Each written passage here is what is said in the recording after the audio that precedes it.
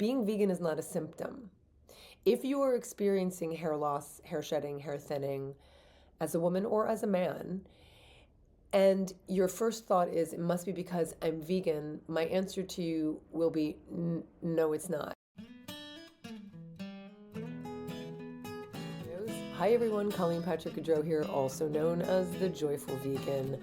I am going to be sharing with you more long-form episodes over here, and we'll see how it goes.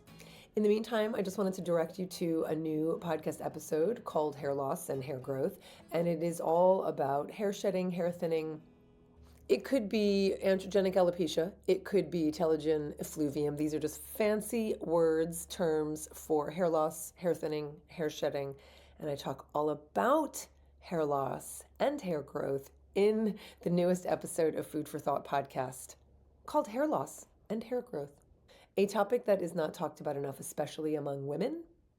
I think it's a topic that engenders self-consciousness, shame, sadness, for sure. And all of these things just make it really hard to talk about with other people. And I talk about it in the context of being vegan. There is a temptation to attribute physiological things that happen with how we eat, with what we're eating, with what we're not eating. And for someone who is vegan and has been vegan for a long time, or even someone who's been vegan for a short amount of time, it's very tempting to experience something like hair loss and automatically attribute it to being vegan. But I want to be really clear, and I talk about this in the episode, being vegan is not a symptom. If you are experiencing hair loss, hair shedding, hair thinning as a woman or as a man, and your first thought is, it must be because I'm vegan, my answer to you will be, no, it's not. However, that doesn't mean that your hair loss isn't attributable to something like a nutrient deficiency, which, by the way, is very rare in developed nations like the United States. A true nutrient deficiency is usually in economically underdeveloped countries where people are not getting enough calories, therefore they're not getting enough of certain nutrients. But I do talk about nutrient deficiencies in this episode. And if that is what is causing it, it's not because you're vegan, it's not because you're not eating animal products, it's because you're not getting the nutrients that might contribute to hair growth, or you're not absorbing those nutrients. And that's something that needs to be addressed, but it's not because you're vegan, you understand?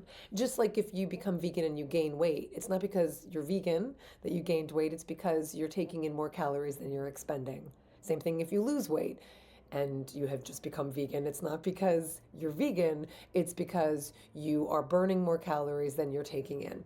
So the point is, we need to look at the possible causes, and I talk about all the different possible causes in the episode, and what needs to be remedied then are the causes.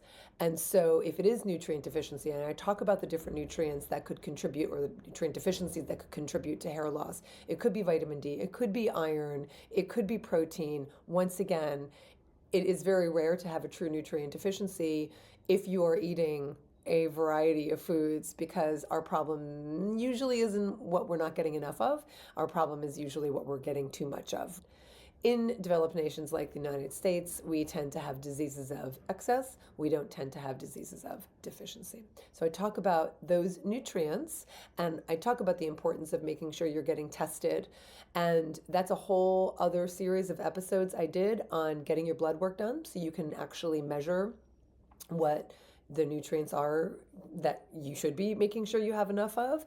And that changes depending on different lifestyle. Maybe you've increased your athleticism and you're burning more calories. Maybe you're pregnant, maybe you're lactating, maybe you're in menopause, maybe you're in perimenopause, maybe you're over 70. So there's lots of different reasons to increase the amount of certain single nutrients. And we talk about that in those episodes. And we also talk about other causes. It could be acute stress or acute trauma. It could be chronic stress. It could be hormones, as I mentioned, the perimenopause and menopause. So I talk about all the different possibilities in the episode. I also talk about what some of the remedies are purported to be and what remedies the research shows could very well be helping. And I talk about the fact that there is a difference between stopping hair loss and promoting hair growth. And I can't help but say that one of the ways I have defined eating healthfully and why eating a whole foods plant-based diet, why just eating plants is so helpful is because you could really whittle it down to blood flow. And you want to increase the amount of foods that promote blood flow, and you want to decrease the foods that hinder blood flow. And when you look at this from the big picture, plant foods promote blood flow and animal products hinder blood flow. That's meat, dairy, and eggs. They hinder blood flow, they clog the arteries, and that is what causes a lot of issues, whether it's blood not being able to get to the heart, and so it could cause a cardiac arrest, blood not being able to get to the brain, it could cause a stroke, blood not being able to get down to the feet could cause gout, blood not getting to all the different organs of our bodies, and it causes different problems. So, of course, eating as many vegetables, many whole grains, many plant foods as you can is going to be the best thing you can do. But there is some research about what specific foods might help promote hair growth, might help stop hair loss, and what things might just be old wives' tales.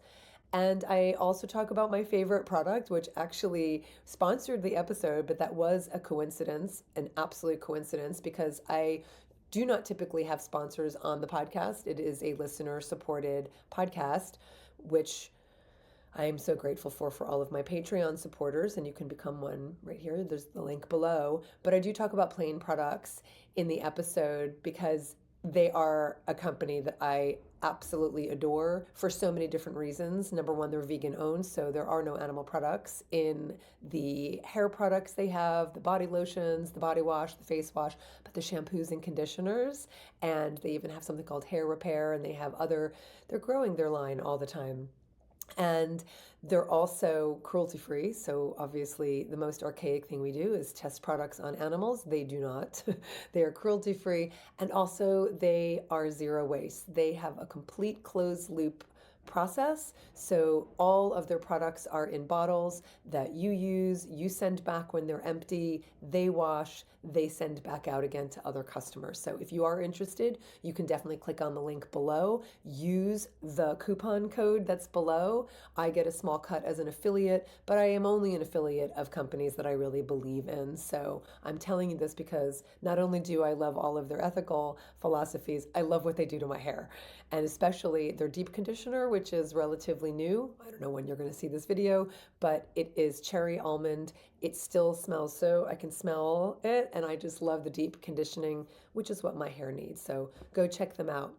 In the meantime, go listen to the episode called Hair Loss and Hair Growth, especially if you're a woman, especially if you're vegan, especially if you've experienced hair loss, especially if you're just curious about it and you want to hear more about what nutrients we want to make sure we're getting enough of. You can go find that wherever you listen to podcasts. I'm also supposed to tell you to subscribe below and click on the little bell so that you never miss a notification, and I will be sharing more long-form videos with you.